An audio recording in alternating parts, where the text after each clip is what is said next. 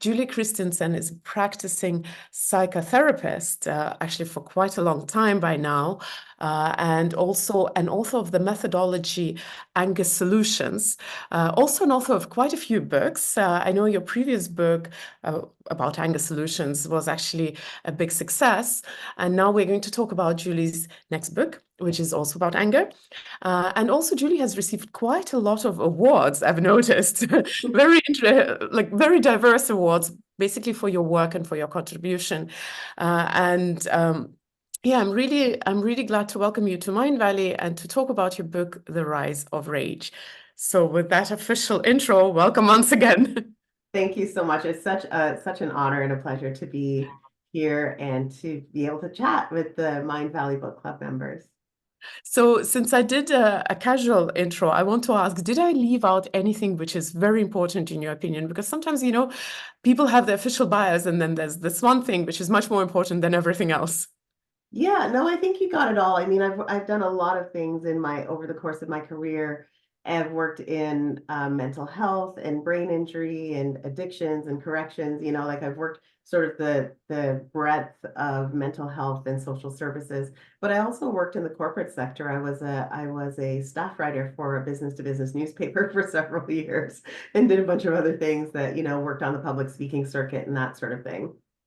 So So yeah, it's a very long and sort of convoluted resume, but the key thing I think that's important for people to know is that every experience that I've had, whether it was in social services or in corporate, has sort of culminated in the life that I live right now, the career that I have.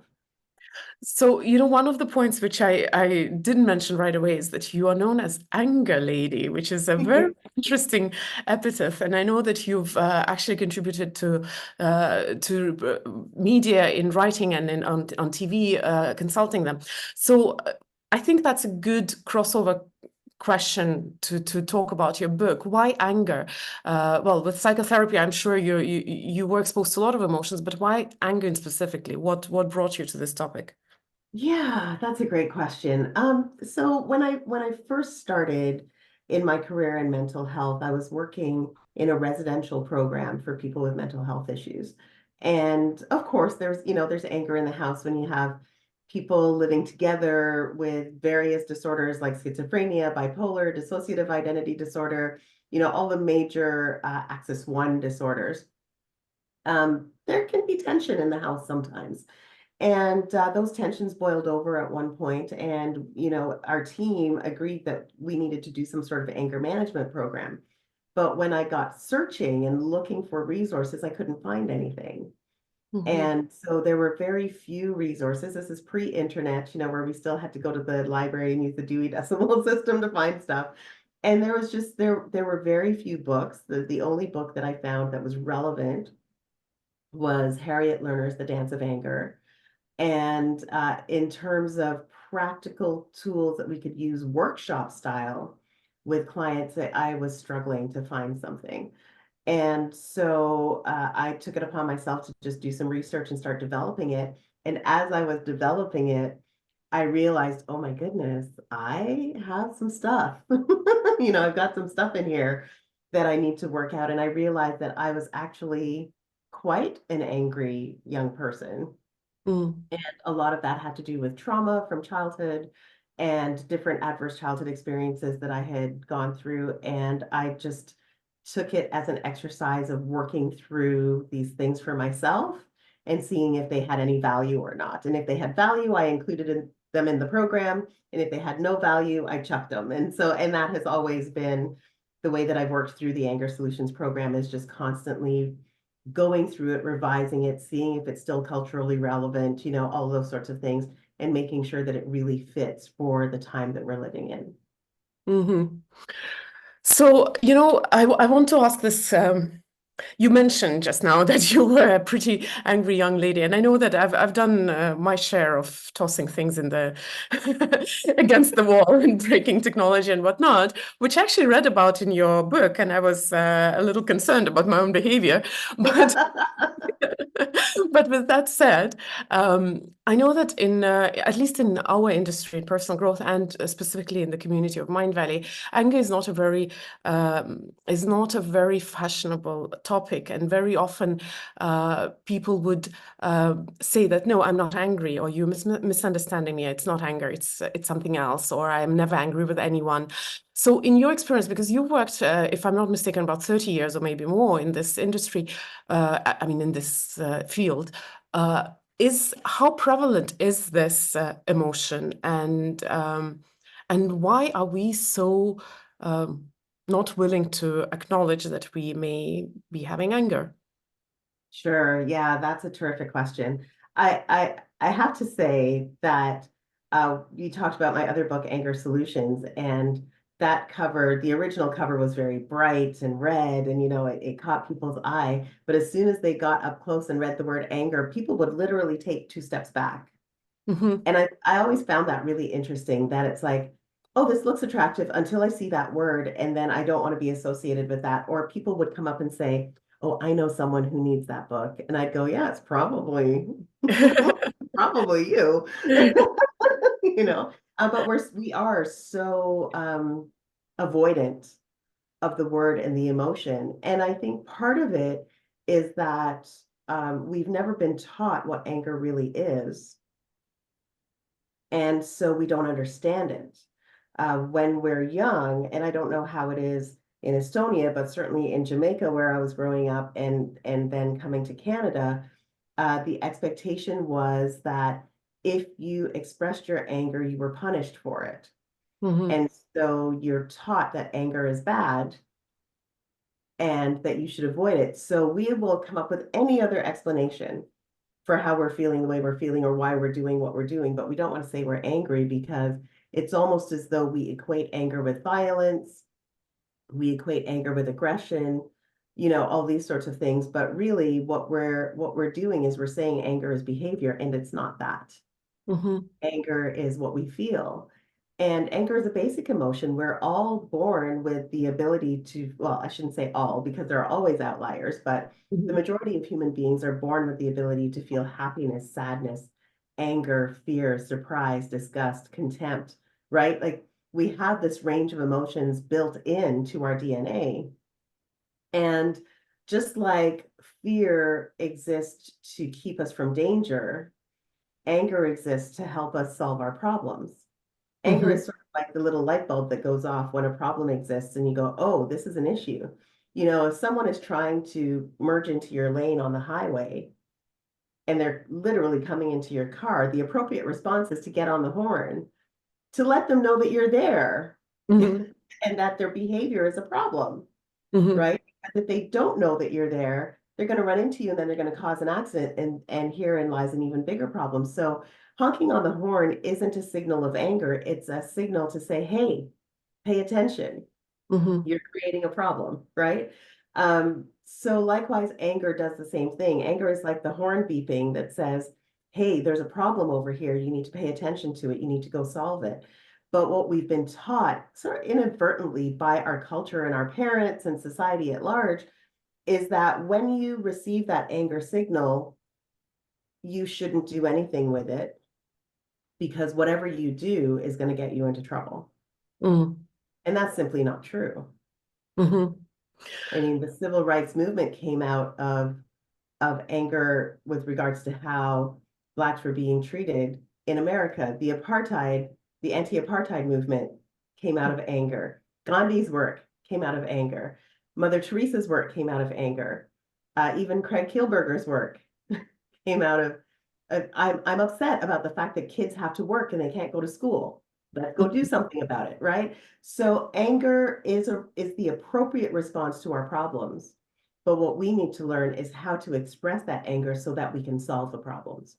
Mm-hmm. So I understand that in your work you help people process anger appropriately, and I think we'll go into that. But what I want to slow down on a little bit is this denial of anger. The thing that we do in especially people who are interested in personal growth and transformation is that there is this idea that if I work hard enough on myself, if I love well enough myself, me and the world, if I meditate long enough, and I'm sorry if I'm a little bit stereotypical, I will stop feeling anger, because anger is an expression of me being not woke enough, not evolved enough, not transformed enough. Yeah. Take all of that and throw it away. Just toss it.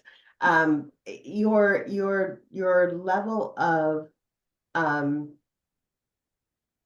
your level of mindfulness or um, spiritual awakening has nothing to do with anger. I think that denying our anger would be the same as denying our fear or denying our happiness. Here's an example.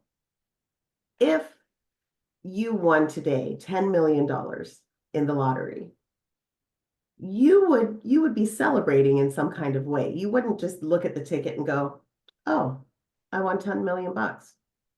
Okay, well, I can't be too happy about that because I need to control my happiness." It doesn't make sense. It doesn't make sense to say, I need to manage my happiness. But this is the language that we use for anger. We need to manage our anger. We need to control our anger. But anger is just how we feel. Mm. We haven't done anything yet. I'm just feeling this, you know. I think the challenge is that when we feel angry, we tend to go to automatic behaviors. We have automatic thoughts, and then we have automatic behaviors. If I think of, again, the horn honking, I'm always amazed at people who honk their horns because they're angry. You're stuck in traffic, the cars aren't going anywhere, and people get on the horn. I'm like, the guy in front of you is in the exact same situation as you are. He can't do anything. We're all stuck here together. So why are we expressing our anger in this way? Because it's the only tool we have available in the moment, right? But if we made different choices, I think a more spiritually awakened person would say, I'm feeling very angry right now because I'm stuck in traffic and I'm going to be late for my appointment. But there's nothing I can do about that. And I think I actually wrote about that one occasion in the book where I talked about I was going to the Department of National Defense, Land Force Area Headquarters, and I was late. And I'm thinking, oh my gosh, like you just, of all the people you could be late for, you don't want to be late for the military where everything has to be, shipshape. And I couldn't do anything about it. I couldn't get off the highway. Getting off the highway would have made me later. I just had to stay where I was. And so I did what I could, right? And I just processed it. Okay, I'm upset, but I can't control this situation. The only thing here that I have any measure of control over is what I choose to do next. So I accept how I feel. Yes, I'm upset. Yes, I'm anxious. Yes, I'm angry that I'm stuck in this traffic, especially today. But I cannot control the circumstances, but I can choose how I'm going to manage the rest of this ride into the place, right? So I'm going to put on something meditative, or I'm going to put on something that's personal development CD or something. I'm going to listen to that. I'm going to calm myself down with my breathing, and I'm just going to be generous and give grace to the other people on the road because we're all stuck here. And what that does is it validates how I feel while helping me to choose carefully how I'll respond to what I'm feeling so that I get the best possible outcome. So I wanted to ask that question a little earlier about your methodology of anger solutions. You do write in the book a few times, and for those who are for the first time here, I actually read every book that I interview for. So I love reading books, and it was a wonderful book. I actually really appreciate that.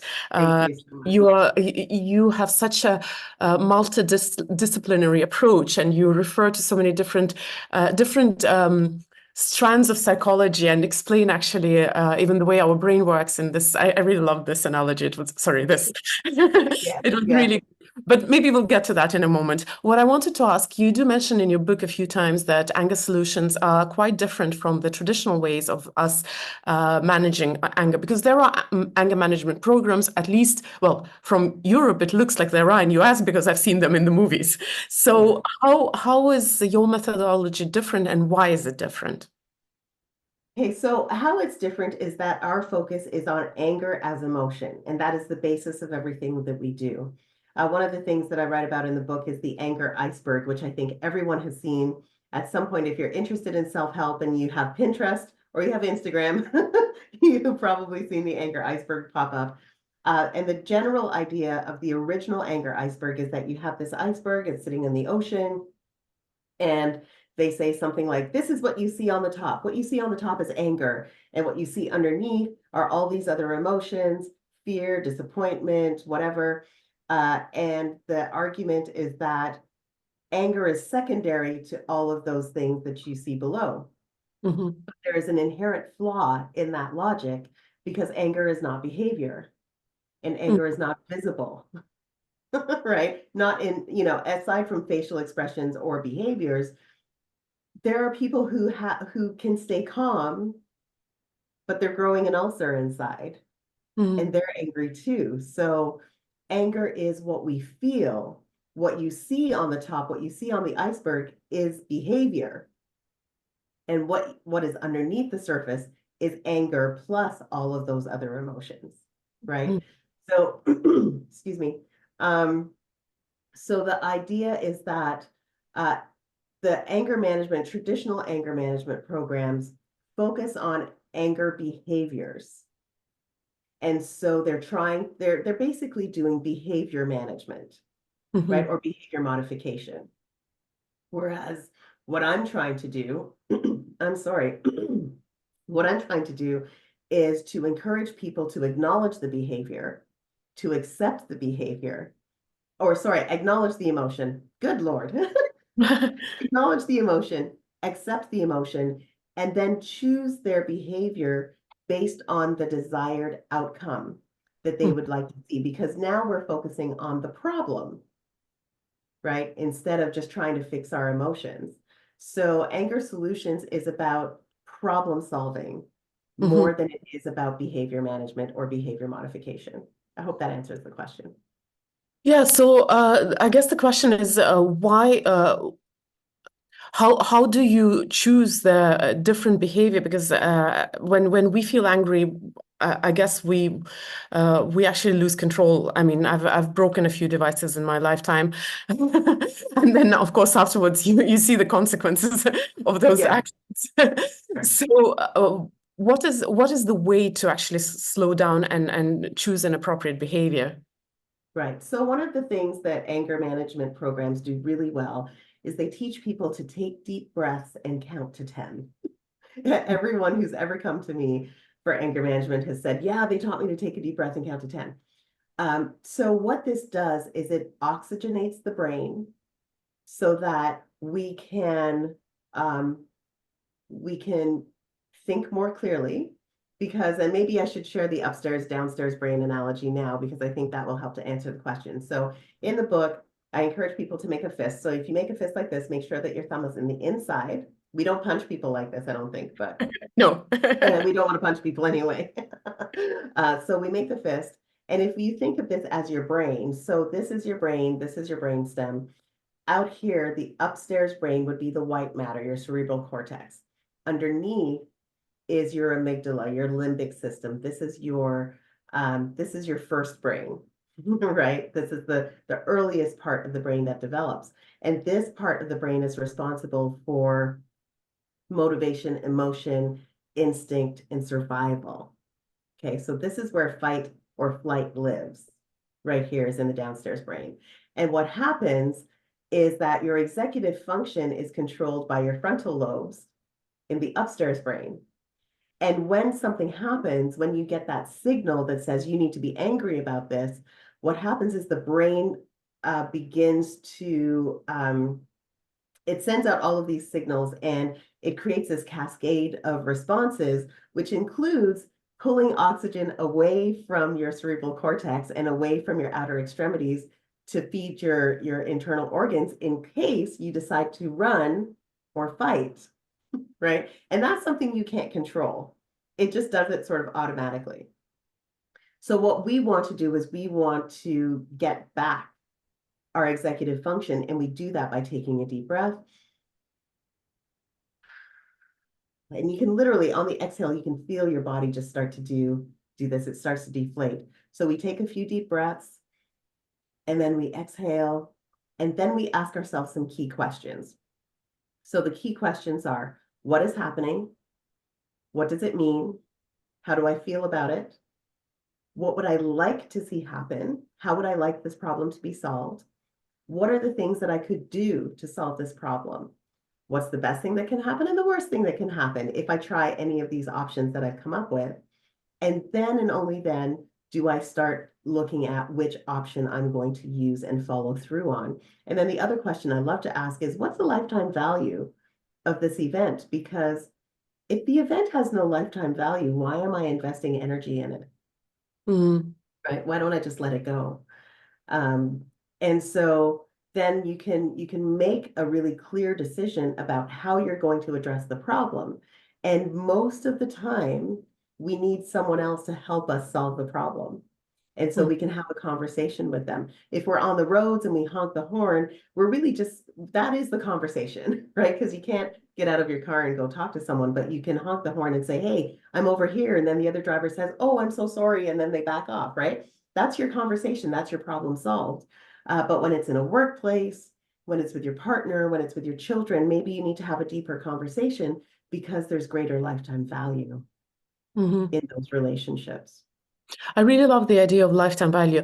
The one question I want to ask you is if you could explain the invisible anger a little bit more, because you emphasize that anger is an emotion, and very often what we interpret as anger is just an activity. Just a very bizarre, maybe side example. I do boxing. That's why I said we don't punch like that, because I know how you punch.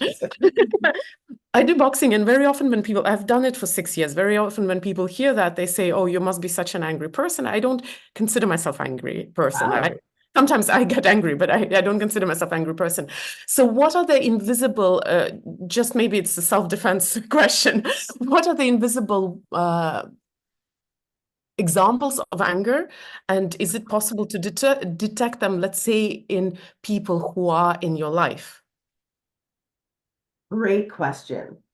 I think that for many people, their anger doesn't show up in a way that would seem familiar because we have this stereotype of what an angry person looks like.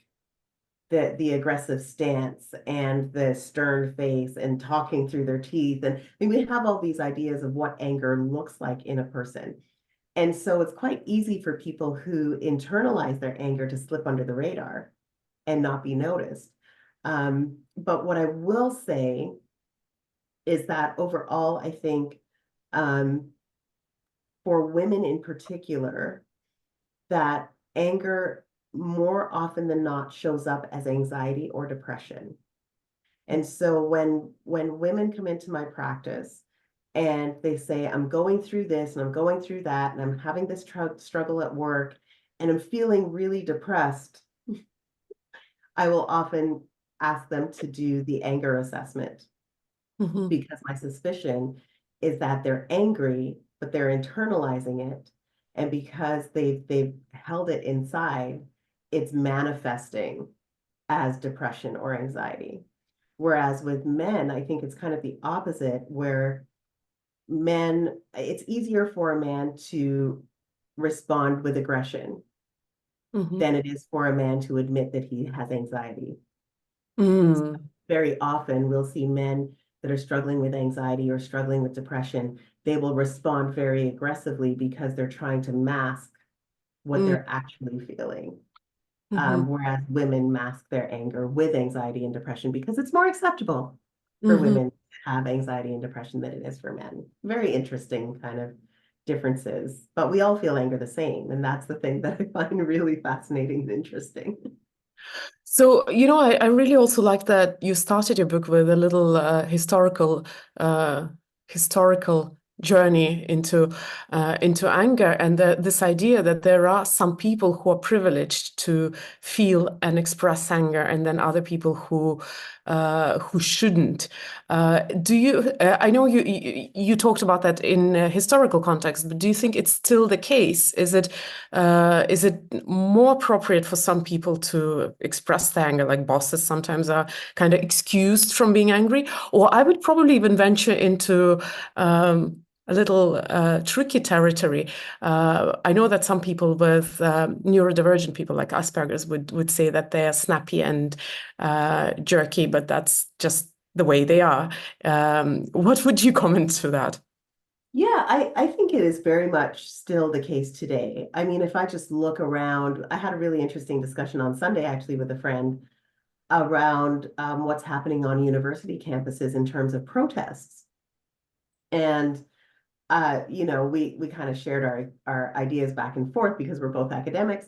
But I was saying, I think it's really interesting that because people are protesting an unpopular opinion, they're Mm, sharing an unpopular opinion, that somehow the authorities of the university feel that they have the right to now say, you don't get to share that unpopular opinion. But universities are supposed to be the places where we can debate and we can discuss differences in opinions and different ideas and share the research and explore unknown areas. That's what universities are for. But all of a sudden we have universities saying, well, that opinion is unpopular, so we won't allow you to protest on the basis of that, mm, And so I find that there still is this mindset that there will always be someone in authority, someone in a position of power who, when people stand against something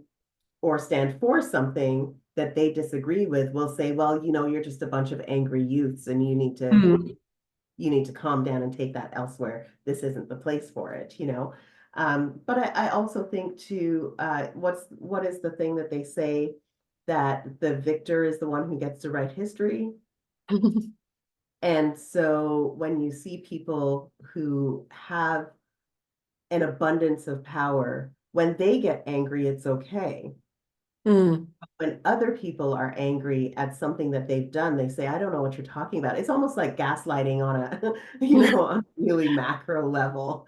I don't know what you're talking about. That's just crazy talk. I haven't done anything wrong. And it's like, but wait a second. We have a right to hold people accountable. But even now, accountability gets labeled, you see? So anything that we don't like, we can label it as anger, and anger is bad. And so we Mm. can minimize you and not listen to your concerns. So there is a very political, I guess, way that anger is weaponized. And Mm. I don't love it, but I recognize that that's the truth of things. When you were talking about that, I was also thinking about certain topics being more socially acceptable to be angry about. Like, let's Yeah. say some conflicts. Well, I will not touch upon American politics right now. It's more complicated. But let's say in Europe, it's okay to be angry with Russia for attacking Ukraine, but then in Estonia, feminism is almost a taboo world, and if you stand up for female rights, you're very often called an angry woman. Yes. Yes. So, Yeah. And typically there's the word just yes, just placed in front of it. You're just an angry woman. You're just an angry Black woman. You're just this, you're just that. And the word just in that context is used to minimize the importance of your argument yeah. and to dismiss it. It's a very dismissive way of just, I don't even want to hear that. Like, you're not important because you're just Mm. angry. Like, you don't have the right to be, you know? It's Um, it's very interesting, weaponizing anger against other people. Very, yeah, very interesting topic. You know what I wanted also to touch upon when I was reading? I know that you write about younger people quite a bit. You were writing about bullying. In fact, as far as I understand, you actually have worked with bullying quite a bit. And the screen time was also very the topic that was um, concerning. But I want to ask, how early can anger mismanagement become a problem? And when, as a parent, because as a parent, I know, and I know that all emotions are valid and we should acknowledge and recognize them. But I caught myself just the other day telling my children, my son, don't be angry. And then I'm like, why do I say that? So, uh, how early do you have to start paying attention to that? What is the warning sign? And maybe that's a parent question. And what is the appropriate reaction to the person in your life where it's high lifetime value? What's the appropriate reaction to react to respond to anger? Because anger is a scary emotion.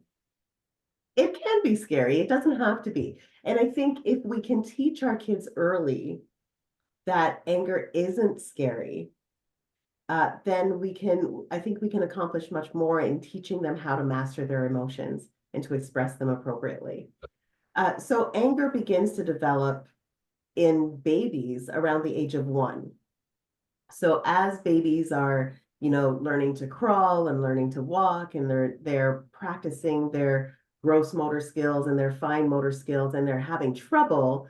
The example I gave in the book was of my granddaughter Nova, who at the time when I was writing the book, she was maybe 7, 8 months old, and she was learning how to put blocks together and pull them apart. And she was good at putting them together, but she didn't have the upper body strength, to pull things apart. And so she'd be pulling and it wouldn't work. And then she'd start to cry, and sometimes she'd throw them. And my old response, even with my own children, would have been to say, they're their baby, it's okay. Don't cry, don't be sad. And I caught myself saying that to her. And then I kind of held her back from me, and I said, you know what? Cry all you want. Just let it go. Let it go. Like, it's okay for you to be frustrated. You're learning something new and you don't know how to do it. And it is frustrating. So if you want to cry about it, cry about it. And I think that what's really important for parents to teach their children is that how you feel is okay. How you feel is okay. I want to validate my grandkids' feelings and my children, of course. I want to validate their feelings. It is okay for you to be upset, but it is not okay for you to throw things across the room. It's not okay for you to hit your mom. It's not okay for you to pull hair or whatever the thing is that they're doing. It's not okay for you to bite your brother. It's okay for you to be upset. And I remember when my boys were little, I have 3 children, a daughter and twin boys. And when the twins were little, they would just go nuts, and they would be beating on me and all this kind of stuff. And I said to my husband, look, I've got to get this under control now, because at some point they're going to be 17 and they're going to be bigger than me. And I can't have them beating on me when they're 17. When they're 2, it doesn't matter because it doesn't hurt, but it's going to hurt when they're bigger than me. And so the conversation I was constantly having with my boys in particular was, if you're upset and you need to do something physical, go beat on a pillow or go hit the couch or go do something. Go hit something that's not going to get hurt and isn't going to hurt you. When you've got the energy out, then you come sit on my knee and you tell me what's going on. And most of the time they would come and sit on my knee and they'd say something like, I don't like you. And I'd say, well, that's fine. That's fine. I don't always like you either. Like, you're a little brat. You don't do what you're told. But I still love you. I'm still your mom. I still love you. I may not always like you. You may not always like me, but we love each other. And so let's see if we can solve this problem now that we've gotten all the angry energies out, So I think it's really important to establish that with our kids, that it is all right for you to be angry about something. If you're being bullied at school and you're feeling some kind of way about it, you're entitled to feel that way.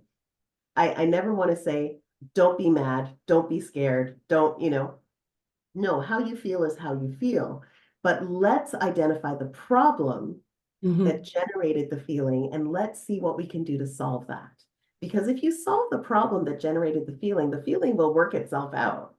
If we spend all our time trying to repair the feeling, the problem stays. So the feeling stays, right?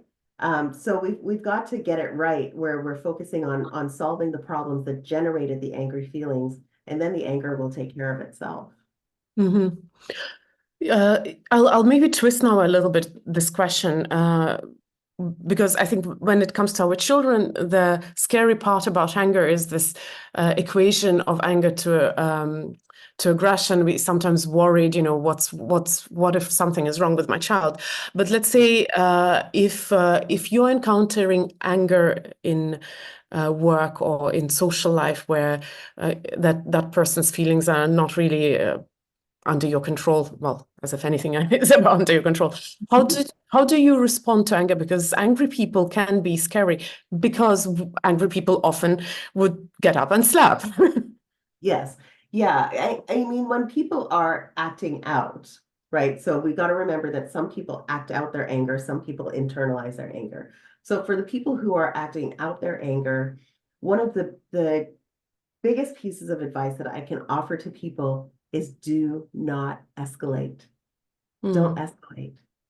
I did not write about this in the book because I don't think it had actually happened yet. I think I'd already finished writing by the time this happened, but I had an incident where someone came to me and they were very elevated, like they had already escalated before they even came to talk to me.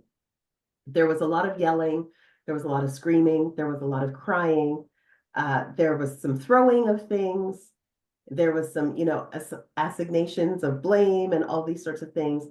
And all the while that was happening, I stayed right here. I sat there like this, and I just waited patiently until the outburst was over. And when the outburst was over, I asked a simple question, and I was being cheeky, so don't encourage you to do this, but I am who I am. So I just kind of said, like, are you done? Because if you're done, now I think we can have a conversation, right? I am not escalating with you.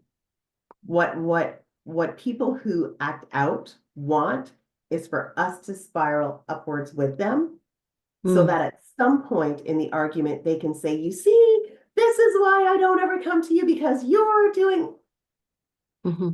So just don't go there. Don't go there. No matter what is going on inside, keep it right here. You don't raise your voice. You don't change your body stance. You try to stay as relaxed as possible, and you just hold it right here, because eventually the other person is going to realize that you are not escalating with them, and they're going to realize how foolish they look, and they're going to have to come down. Once they have come down on their own, now you can have a conversation and say, okay, so let's focus on the problem. What is the challenge? How can we work together to resolve that problem so that we can repair this relationship? Because that's what matters. For people who are online right now, do leave your questions in Q&A, because I will not keep track of the chat questions. After the session, I'll actually download the chat, so you can leave the comments there. It's fine, but the questions in Q&A. But I want to get back to this scenario. So I have to admit that I'm an explosive person. So I very easily get heated up, but then easily cool as well. The one thing that I know that doesn't work very well with me is when people tell me, calm down, relax, and all these things. So, and you It doesn't just work with anybody. so what you just said, that what you said, are you done, is also, well, you implied that it wasn't maybe the smartest thing to do, but what are the words which are okay to say? What is the message which is okay to convey? Because I know for me, calm down doesn't work for sure. Yeah, calm down. I mean, calm down is the one thing that we should really never ever say to people. Because again, it implies that the way you feel isn't valid, right? So it would be better to choose language that validates the feeling, to say, I can see you're really upset. And this is this is how I take anger solutions and use it in, say, a customer service setting, where I would allow the customer to just vent, tell me everything that you want to tell me. And then I would say, wow, I can tell you're really upset about this. In fact, given everything that you've been through, I'm surprised that you're not actually more upset. And immediately it's like, oh, you see me, now I feel seen, now I feel heard. And without me even doing anything, I can feel my body start to, right? Because all of that was so that people could understand how important this is to me. And you've just validated how important this is to me.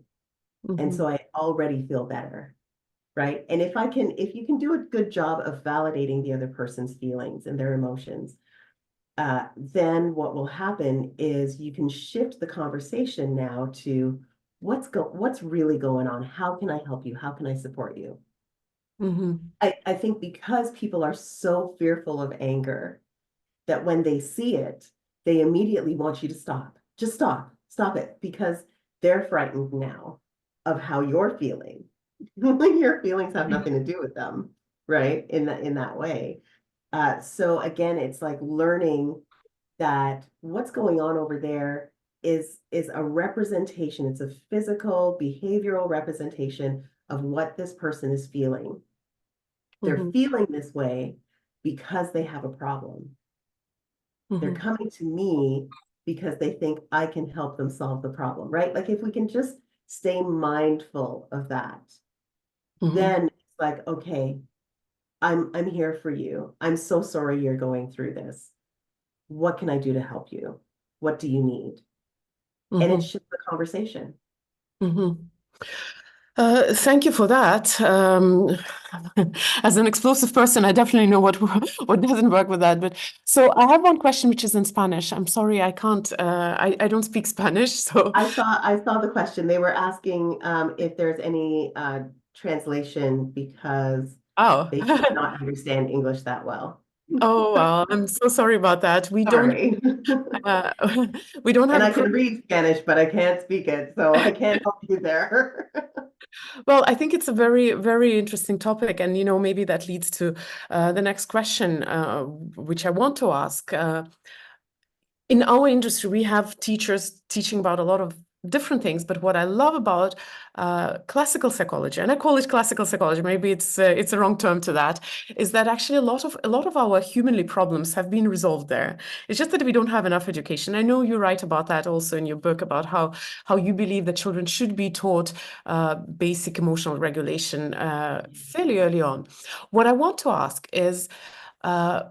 You hint on that in several places. The way we treat bullying in school, like the zero tolerance, where in essence we just try to dig our head in the sand. The way the actual violence in schools, especially in US, maybe it's especially in the news in US, but we know that the violence is going up. With COVID, when kids were stuck at home for years, with well, screen time and whatnot. Maybe I won't go into pornography, but let's say with all those things piling up, is our mental health actually deteriorating us as a humanity? Oh, wow. Okay. So that is a terrific question. I think that the research would suggest that to a certain extent and for certain groups in the population, that answer would be yes. So for students that are graduating out of high school and going into college, the answer would be yes.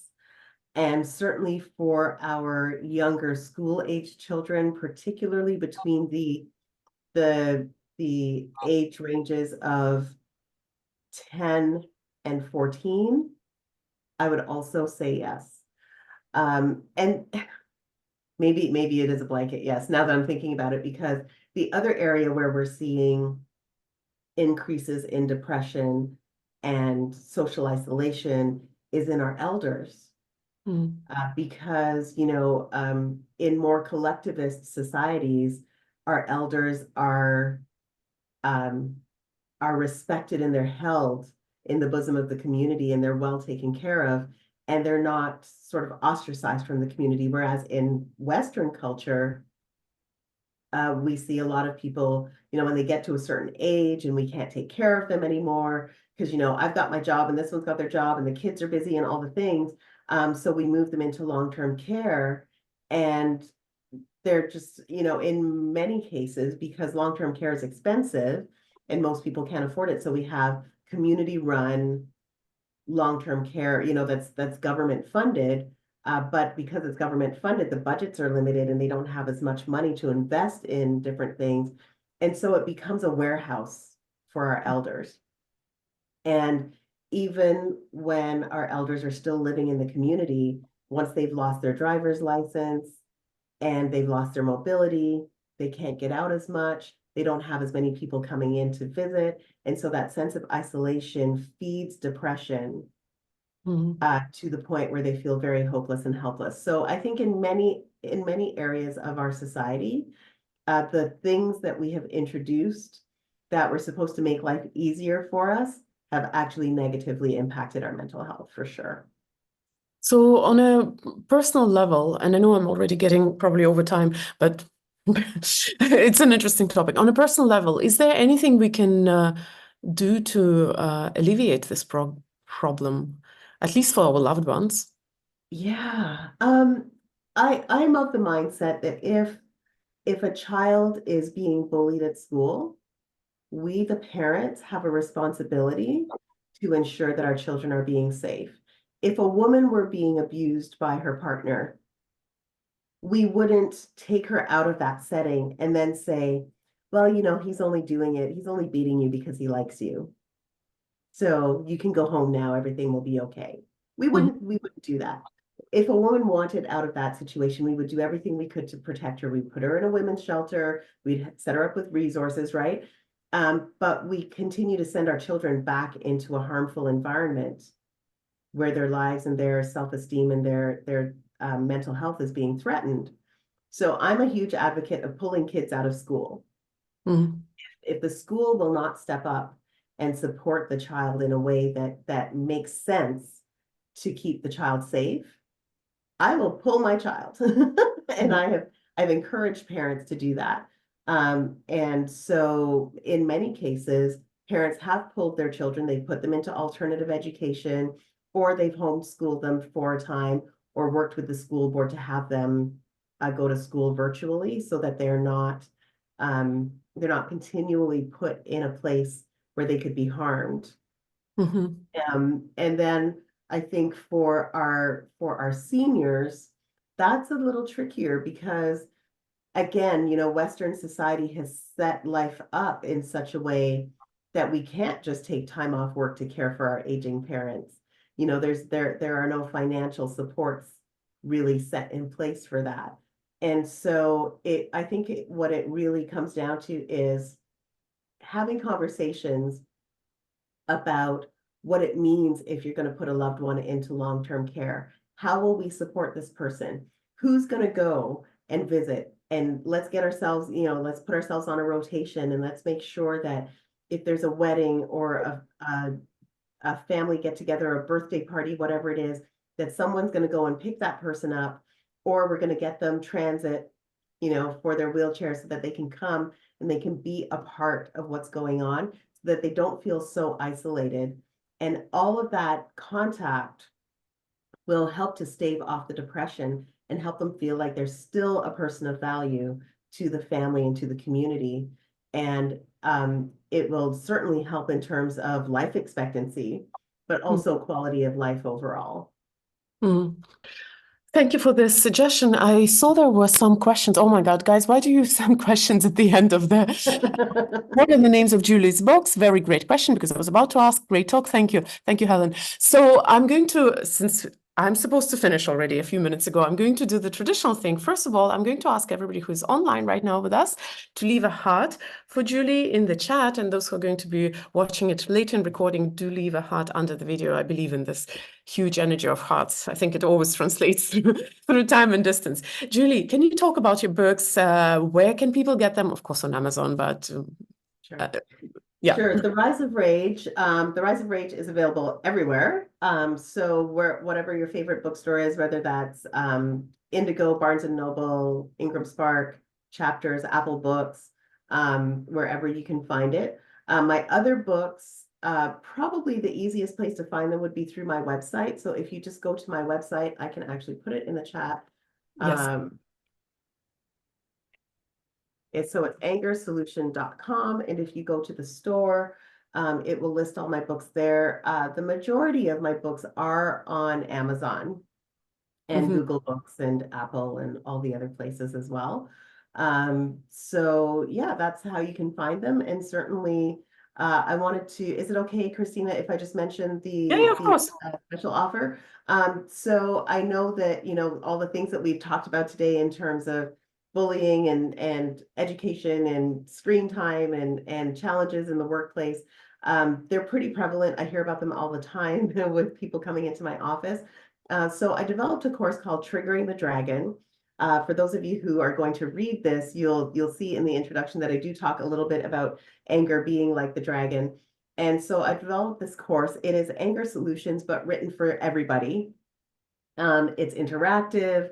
It has terrific case studies, and it will just walk you through the different steps that you need to take if you want to have that permanent, lasting transformation in terms of how you experience anger, but also how you express it and how you get your problem solved. So our offer for Mindvalley members today is 40% off the course. Ooh. And so there's a QR code. I don't know where that is, but there is a QR code that you can click on, and that will take you to the landing page. It's a 40% discount, and you just use the code word Mindvalley, and that will get you that discount to access that course. I'm really excited about it. I think it's going to be a real helpful tool. And of course, if there's something you're like, I just need to talk to Julie personally. It's not something that I can send it in a text, or that will be managed through the course. Please feel free to reach out to me through my Instagram or through my website, anchorsolution.com. And if you have LinkedIn, you can hit me up at LinkedIn as well. So I guess for the QR code, we'll have to share the link with our people, because this is just a live environment, and well, in recording we can leave it in the description. Thank you, Julie, so much. And for people who are interested, yes, I've of course I read the books, and I really recommend this book. I do love books which are based in psychology, I have to confess, but I like the way Julie explains it very well, for laymen actually. It's understandable. It's not technically complicated, and it's very profoundly explained. So I really enjoyed the book. I strongly recommend. There are nice light stories going along with science. So all the good ingredients. And thank you so much, Julie, for joining us, and thank you, live audience, for joining us, and those who are going to watch it later in recording. Thank you as well. It has been my absolute pleasure. Thank you so much. Thank you, everybody, for joining in and for your questions and your comments. I really appreciate it. It's been terrific to spend this time with you. And bye-bye. See you soon again. Bye.